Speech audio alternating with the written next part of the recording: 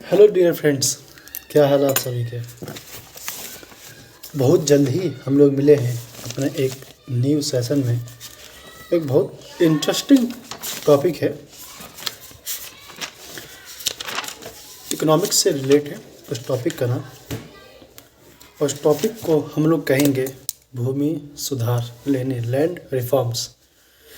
आखिरकार हम इस चैप्टर में क्या पढ़ने वाले हैं, इस चैप्टर की अहमियत क्या है, क्या हमें इसलिए पढ़ना चाहिए कि हम किसी चीज़ को क्रैक कर सकें। नहीं, हमें उस स्थिति से रूबरू होने के लिए उस चीज़ को पढ़नी चाहिए कि लाइफ में सक्सेस होना ना होना ही तो बात की बात है, लेकिन आदमी को जो अपनी परिस्थिति है उससे तो रूबरू होना ही चाहिए। तो इसी परिप्रेक्ष्य में, इसी कॉन्टेक्स्ट में हम लोग एक टॉपिक लेकर आए हैं, भूमि सुधार। तो भूमि सुधार एक्चुअली क्या है? भूमि सुधार का मतलब होता है कि कृषि उत्पादकता को बढ़ाना, इंक्रीज करना। तो कृषि उत्पादकता को इंक्रीज करने के लिए दो विचारधाराएं उभर कर सामने आती हैं। एक है तकनीकी सुधार, उस तकनीकी सुधार को हम लोग बोलते हैं पूंजीवादी विचारधारा। एक है भूमि सुधार करना, जिसको हम लोग बोलते हैं साम्यवादी विचारधारा। जो अपना पूंजीवादी विचारधारा है उसमें बोलते हैं उन्नत किस्म के बीज की उपज, मशीनीकरण इत्यादि को इसमें बढ़ावा देने के बाद तय की जाती है। और जो साम्यवादी विचारधारा की जो बात करते हैं, जिसे हम समाजशास्त्री विचारधारा भी कहते हैं, इसमें क्या है, इसमें काश्तकारों, जो भी मतलब मजदूरों होते हैं, उनके शोषण से को बचाए रखना। यानी भारत में कृषि उत्पादकता को बढ़ावा देने के लिए गरीबी निवारण, सामाजिक न्याय को सुनिश्चित करने के लिए भूमि सुधारों को आवश्यक माना गया है। और इस भारत में जो भूमि सुधार के जो विषय वस्तु है उसको हम लोग मुख्यतः 3 चरणों में पढ़ के देखते हैं। एक चरण है बिचौलियों यानी विशेष रूप से जमींदारों का अंत। दूसरा है काश्तकारों में सुधार। काश्तकारी में क्या होता है? काश्तकारी में होता है कि लगानों का नियमन होना, काश्तकारों में भू स्वामित्व और स्वामित्व संबंधी अधिकार दिए जाते हैं। और जो तीसरा है वह है कृषि का पुनः संगठन। उसमें क्या किया जाएगा? छोटे छोटे खेतों की समस्या का समाधान किया जाएगा, चाहे वो चकबंदी से हो, चाहे वो सहकारी कृषि से हो या लीजिंग से हो। और फिर क्या होगा कि जो भूमिहीनों को कृषि भूमि का पुनः वितरण, बहुतबंदी बोलो या सीलिंग बोलो, बात है कि अच्छा एक बात बताइए आप लोग, मैं बोला भूमि सुधार, ये भूमि सुधार क्यों जरूरी माना गया? क्या भूमि सुधार किए बिना कृषि की उत्पादकता नहीं बढ़ाई जा सकती थी? भूमि सुधार जो था वो मुख्यतः इस उद्देश्य से किया गया कि इसकी जो कृषि उत्पादकता है वो बढ़ाई जा सके, गरीबी निवारण का उन्मूलन किया जा सके, और जो सबसे बड़ा है सामाजिक आर्थिक को सुनिश्चित करने के लिए भूमि सुधारों को आवश्यक माना गया। हम लोग देखते हैं बिचौलियों का कैसे किया गया। खेती तो बहुत प्राचीनतम भारत में कृषि के साक्ष्य मिलते रहे हैं, चाहे वो स्वयं खेती किए, चाहे किसी के अधीन रह के खेती किए। तो उसी बीच में कहीं ना कहीं आज़ाद भारत, फिर हम लोग मॉडर्न हिस्ट्री में जाना पड़ेगा, क्या था कि कृषि का शोषण होने लगा था अंग्रेज़ों के शासनकाल में, जब हम उपनिवेश थे अंग्रेज़ों के। तो उनका जो लगभग 200 साल का कार्यकाल था, तो प्रथम 100 वर्ष और लास्ट के 100 वर्ष में खूब अकाल देखने को मिले। और क्या हुआ था कि भारत में जमींदार, सामंत लोग इत्यादि क्या करते थे, अन्य प्रकारों से जो काश्तकार थे के द्वारा भारी मात्रा में इनका शोषण करते थे। परिणामतः यह हुआ जो कृषि की उत्पादकता है वह का स्तर अत्यंत नीचे चला गया। और इसी के परिणाम स्वरूप रूरलाइजेशन ऑफ इकोनॉमी, यानी भारतीय अर्थव्यवस्था में ग्रामीणकरण की प्रक्रिया के अंतर्गत ब्रिटिश सरकार द्वारा हस्तशिल्पों के उद्योग को नष्ट करने की कोशिश की गई, जिससे क्या होगा, जनसंख्या पलायन करेगी कहाँ की ओर, शहरों से गाँव की ओर। जब करेगी तो भूमि की मांग बढ़ने लगेगी, जनसंख्या का दबाव होने लगेगा, बड़े बड़े भूमि को विखंडित करने की समस्या आन पड़ेगी, यानी आने लगेगी धीरे धीरे करके।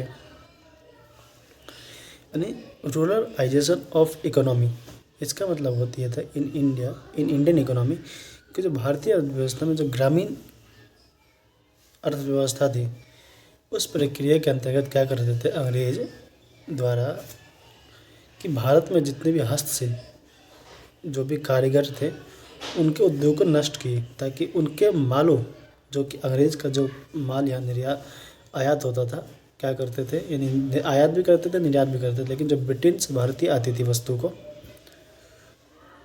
उन लोगों की तरफ से बोला जा सकता है आयात, और हम लोग को तरफ से उनके तरफ से बोला जाएगा निर्यात, और हम लोग की तरफ से बोला जाएगा आयात।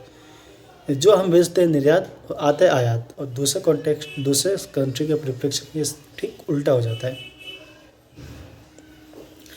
भूमि की मांग कहीं ना कहीं बढ़ने लगा, तो क्या हुआ, जो इंडिया, इसी संदर्भ को देखते हुए जो इंडिया में मद्रास राज्य द्वारा 1948 में सबसे पहले बिचौलियों या जमींदारों को उन्मूलन करने की शुरुआत की गई। राज्य द्वारा धीरे धीरे इस दिशा में कदम उठाए गए। 1972 तक बिचौलिए जमींदारों को अंत कर दिया गया। बिचौलिए जमींदार के अंत में सबसे बड़ी कठिनाई इस बात की आई कि न्यायपालिका के हस्तक्षेप के रूप में सामने आई। न्यायपालिका का हस्तक्षेप के रूप में सामने आई क्या था कि जिनका संबंध क्षतिपूर्ति के उच्च स्तर से था, जमींदार या आयोजन के उन्मूलन से लगभग 20 मिलियन किसान सरकार के सीधे संपर्क में आए और उनके सामाजिक आर्थिक स्थिति में सुधार हुई। फिर क्या था, फिर हम लोग देखते हैं इसी संदर्भ में बिचौलिए के अंत के बाद काश्तकारों की क्या सुधार हुई। पहला था, हम लोग देखे थे, जिसे हम लोग इंग्लिश में बोलते हैं टेनेसी रिफॉर्म, लगान का नियमन। लगान के नियमन में हम लोग देखते हैं कि इसमें क्या क्या सुधार किए गए। जमींदार और बिचौलियों के अंत के बावजूद भी भारतीय कृषि में काश्तकारों का शोषण जारी रहा। वर्तमान में भूस्वामी काश्तकारों से ऊंचे लगान वसूलते थे। कहते कि जमींदार बिचौलिए को तो अंत कर देने के बावजूद भी जहाँ पे श्रमिक काम करते थे उनको कम वेतन दिया जाना, उनकी स्थिति ठीक ना हो पाना, उनसे अधिक काम करवाना, तब उनका शोषण जारी रखते थे। या जो अपने खेत को पट्टे पर देते थे उनसे ज़्यादा हिस्से करों में वसूलना, ये सब थी।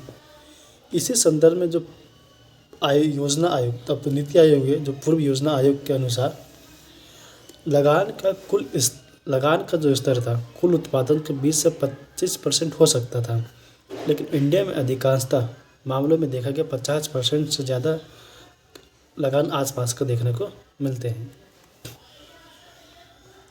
भारत में लगान का विनियमन न हो पाने के कारण पीछे 2 कारणों को उत्तरदायी माना जा सकता है।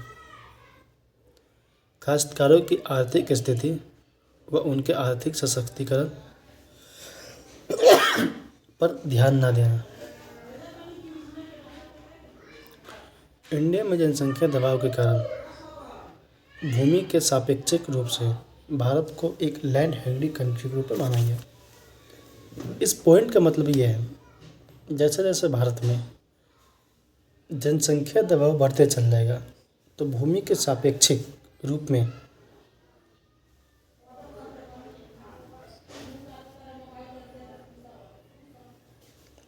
माना गया। जैसे जैसे जनसंख्या दबाव बढ़ेगा, भूमि की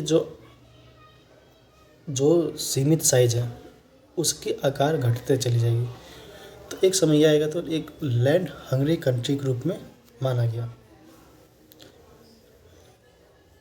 अब काश्तकारों में स्थायित्व की बात की गई, उसका सेकंड पॉइंट था।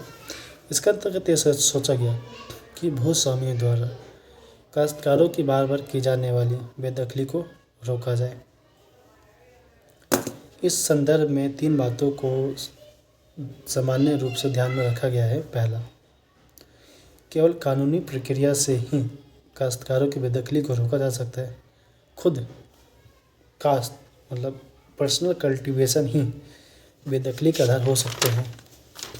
एक बात और आपको बता दूं, ये मैं जितना भी पॉइंट बोलता हूँ मेरे पास कोई नोट्स नहीं है, नोट्स अलग है। एज ए सिनॉप्सिस फॉर्म मतलब ओनली कीवर्ड में, कीवर्ड से मैं रिलेट करके आपको ये बता पाता हूँ।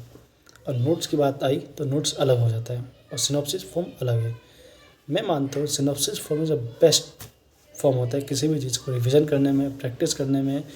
और सिनॉप्सिस फॉर्म ऐसा है कि आप इसको कहीं भी आसानी से ले जा सकते हैं बिना किसी उसके चलते फिरते आप सिनॉप्सिस को रिविज़न कर सकते हैं। मैंने हर चैप्टर के सिनॉप्सिस बनाए हैं। लगभग मेहनत लगती है, सोचना पड़ता है, मेहनत करनी पड़ेगी। यदि काश्तकार की जो बेदखली की जाती है उससे क्या होगा, भूमि मानिए अगर काश्तकार की बेदखली की जाती है बार बार, तो एक भाग उसके लिए सुनिश्चित कर दिया जाए।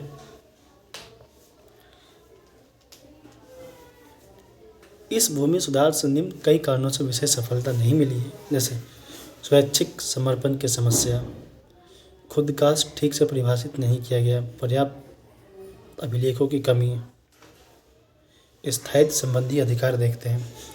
लंबे समय मतलब लगभग 14 साल तक किसी खेत में जोते जाने के बाद भू स्वामित्व को बना देना। पश्चिम बंगाल, कर्नाटक, केरला आदि राज्यों में विशेष सफलता मिली। पश्चिम बंगाल में इस ऑपरेशन बरगा चला और वहाँ पे बटाईदार को बरगादार कहते हैं। इंडिया में जो कृषि योग्य भूमि है वो 4% भाग के लिए ही स्वामित्व संबंधी अधिकार मिल जाए। कहने का मतलब ये है, भारत में ऑल ओवर जितने भी खेत योग्य भूमि है इसमें 4% ही उनको अधिकार दिया जाए ताकि उनके जो स्थायित्व में है उनकी पकड़ मजबूत रहेगी। इस कारण राजनीतिक इच्छा शक्ति की कमी और भू स्वामित्व का दाव, भूमि का पुनः संगठन, नहीं छोटे छोटे खेतों या समस्याओं का समाधान करना इत्यादि। कृषि भूमि का उपविभाजन या अपखंडन, यदि कोई खेत तो छोटे छोटे टुकड़ों में विभाजित हो जाए तो इसे उपविभाजन यानी सब डिवीजन कहते हैं। यदि किसी व्यक्ति का भू स्वामित्व अलग अलग स्थानों पर भी बिखर जाए, तो एक ही व्यक्ति अलग अलग खेत का मालिक अलग अलग जगह हो जाए तो इसे अपखंडन फ्रेगमेंटेशन बोला जाता है। और हम लोग आए इससे पहले कुछ और पहलू पर चर्चा करें। इस चीज़ को हम स्टॉप करते हैं और हम लोग एक बहुत अच्छे और नए अंदाज के साथ मिलने वाले हैं हम अपने न्यू सेशन में। जब तक के लिए जय हिंद, जय भारत।